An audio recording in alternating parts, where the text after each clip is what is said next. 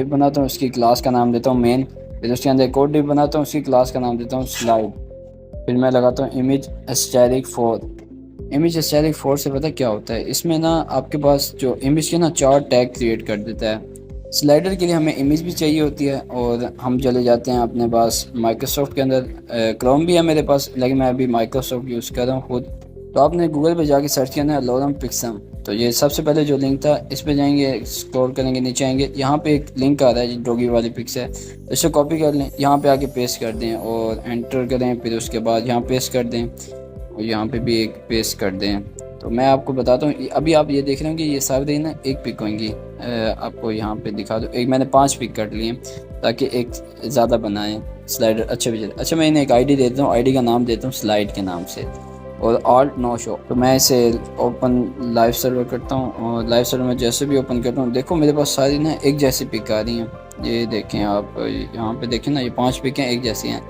अब इसके अंदर जो मेरे पास लास्ट ये हो ना, ये आईडी होती है, ठीक है, 242, एंड देन ऐसे ये जो आईडी है ना, ये मैंने चेंज कर दिया है। अब यहाँ पे देखो, ये मेरे पास इमेज चेंज हो गई हैं सारी। CSS एक्सटर्नल यूज़ कर रहे हैं, तो उसके लिए हमें एक्सटर्नल के अंदर लिंक भी करवाना पड़ेगा फाइल के साथ। अभी हमारे CSS की फाइल में हमने एस्टेरिक लगाया। एस्टेरिक से ये होता है कि ऑल ओवर बॉडी पे ये CSS अप्लाई होती है। पैडिंग 0 कर दिया, मार्जिन भी 0 कर दिया, जो बॉक्स साइज़ था उससे हमने बॉर्डर बॉक्स कर दिया, ठीक है। तो मैं आपको दिखाता हूँ, अगर हम पैडिंग और मार्जिन 0 ना करते तो इसकी आउटपुट कैसे होती। टॉप पे देखिए और जो लेफ़्ट पे देखिए ना, तो यहाँ पे पैडिंग आ रही है, यहाँ पे देखो मार्जिन आ रहा है, थोड़ा सा गैप है, ऊपर भी है, यहाँ पे भी। रिफ्रेश करने के बाद देखिए मार्जिन, हमारे पास जो पैडिंग और गैप आ रहा था वो सब कुछ ख़त्म हो गया। अब वापसी चलते हैं अपनी फाइल के अंदर, इसके अंदर एक और डिज़ाइनिंग करते हैं कि ये कैसे दिखना चाहिए और कैसे इसका व्यू आना चाहिए। ये चीज़ें जाके हम करते हैं CSS से। हमारे पास जो मेन डिव है ना, इसके अंदर अगर हम मार्जिन ऑटो कर दें और वेट हम इसे दे देना 60% दें या 90% दें, ये क्या करता है, जो कंटेंट होता है ना उसे सेंटर में कर देता है, और इसकी पोजीशन रिलेटिव रख देंगे। तो अगर इसे ना रखें तो ये बाय डिफ़ॉल्ट होती है। अच्छा, हमने हमारे पास आईडी थी स्लाइड नाम से, इमेज के अंदर दी हुई थी, हमने उसकी पोजीशन एब्सोल्यूट किया। पोजीशन एब्सोल्यूट करने से ये होता है कि जो जितने भी इमेज होंगी ना अपनी ओरिजिनल पोजीशन छोड़ देंगी। उसकी विड्थ हमने 80% कर दिया और हाइट 60 VH कर दिए, वो ऑटोमेटिक कर देता है। अगर आप रिस्पॉन्सिव वेबसाइट बनाना चाहते हैं तो इससे ये होता है, आपको बहुत बेनिफिट होता है इस चीज़ से। ब्राउज़र में देखो तो इमेज सही नहीं लग रही, तो हम वापसी इसे 90% कर देते हैं, और हाइट इसकी सही 60, विड्थ हमने VH सही रखी हुई है। हमने मैनुअल भी बनानी है स्लाइड, तो उसके लिए हमें ना बटन की ज़रूरत पड़ेगी। हम जाते हैं HTML फाइल में और बटन के एक नाम से एक डिव बना देते हैं, उसके अंदर ना 2 बटन बना देंगे, एक बनाएंगे नेक्स्ट के नाम से, एक प्रीवियस के नाम से, और दोनों के अंदर फंक्शन इवेंट्स लगाएंगे ऑन क्लिक का।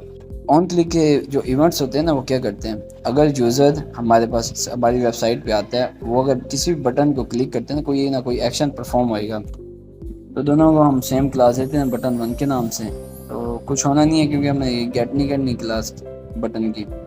तो हम CSS में आते हैं, तो हमारे पास जो बटन की क्लास थी हम उससे टैग करते हैं और उसकी पोजीशन रिलेटिव कर देते हैं। अब यहाँ पे देखेंगे ब्राउज़र के अंदर बटन ऊपर आ रहे थे, पहले ब्राउज़र पे बटन नहीं आ रहे थे, अब बटन आ रहे हैं। पहले इमेज के पीछे आ रहे थे, अब इमेज के ऊपर आ रहे हैं। एक ये Z इंडेक्स कर देते, Z इंडेक्स से भी हो जाता है।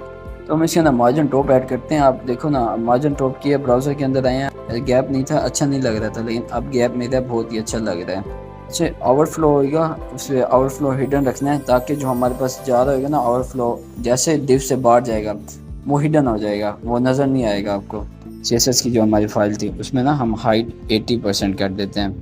जावास्क्रिप्ट की फाइल में let slide document dot query selector all, ये जो डॉट है ना, डॉट स्लाइड, ये हमारे पास ना क्लास को रिप्रेजेंट करता है। अब तो let count is equal to 0, फिर उसके बाद कहते हैं स्लाइड डॉट फॉर ईच के बाद हम यहाँ पे लगाएंगे, कोई भी नाम दे सकते हैं, स्लाइड्स दे देते हैं, और देन आगे कोमा इंडेक्स आपको पता होना चाहिए, इंडेक्स नंबर होते हैं हर चीज़ के, और ब्रैकेट, और उसके बाद देन एरो फंक्शन के बाद हम ब्रैकेट। अच्छा, स्लाइड मैंने यहाँ पे कर दिया, नेम चेंज कर दिया क्योंकि पहले ऊपर एक वेरिएबल है जिसके अंदर स्लाइड है।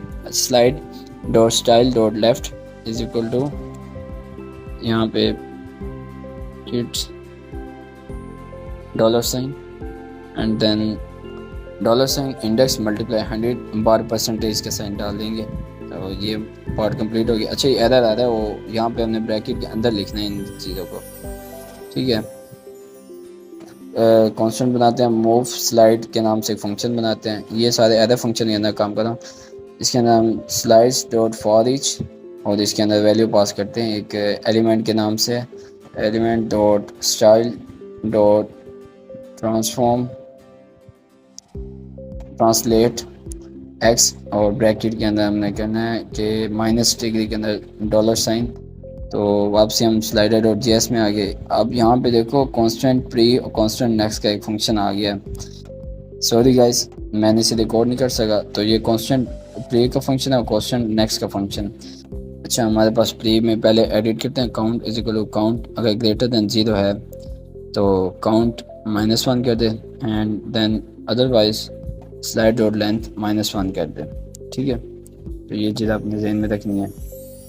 और देन यहाँ पे हमें देखें ऊपर एक गलती कर रहे हैं, हमने काउंट लिखना था, एलिमेंट नहीं लिखना था, और ठीक हो गया। इसके बाद हम यहाँ पे भी आके एडिट करते हैं, count is equal to count अगर less than slide dot length -1 है, ये कंडीशन लगा दी, ठीक है। हम कहते हैं काउंट +1 कर दे, अदरवाइज 0 हो जाए। यहाँ तक हो गया आपका कंप्लीट। CSS में आते हैं, हमने यहाँ मेन के अंदर हमने, अगर आपको ब्राउज़र में ले जाओ ना, इमेज नहीं आ रही हमारे पास।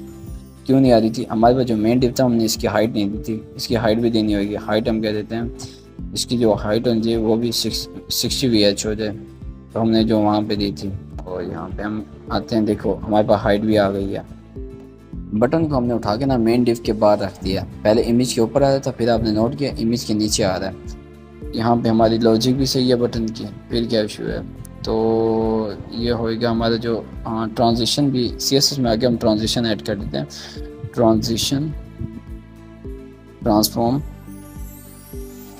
1 सेकेंड। अभी आप देखना इसके बाद ना तो आपको एक चीज़ नज़र आएगी। तो GS में जाते हैं हम। अच्छा, इसे हमें ऑटो बनाने के लिए हमें इसके साथ सेट इंटरनल का एक फ़ंक्शन लगाना पड़ेगा। तो हम सेट इंटरनल का फ़ंक्शन लगा लेते हैं। इसके बाद हम डालते हैं ब्रैकेट फैक्टर फंक्शन हम ब्रैकेट डालते हैं। इसके अंदर हम लिखते हैं जो भी फंक्शन कॉल करना है उसे डालते हैं। जैसे मूव स्लाइड का फंक्शन मैंने कॉल करना है, मैं मूव स्लाइड का फंक्शन डाल दूँगा।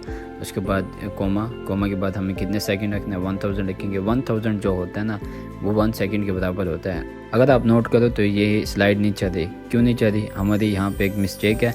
मैंने, अगर आप वहाँ पे सेट इंटरनल में देखो तो मैंने मूव स्लाइड लिख दिया। मूव स्लाइड की जगह मुझे नेक्स्ट का फंक्शन चलाना था, ताकि हमारे पास ये जो नेक्स्ट का फंक्शन है ऑटोमेटिक इसे आगे लेता जाए इमेज को। तो गाइस, उम्मीद करता हूँ आपको वीडियो अच्छी लगी होगी। अगर तो वीडियो भी अच्छी लगी आपको, मुझे लाइक करें, शेयर करें, कमेंट करें, और मोटिवेशन मिलती है आपके लाइक करने से। सब्सक्राइब कर देना, और ऐसे एक और प्रोजेक्ट चाहिए तो मुझे बता दिएगा, मैं आपको वो बना के दिखाऊँगा।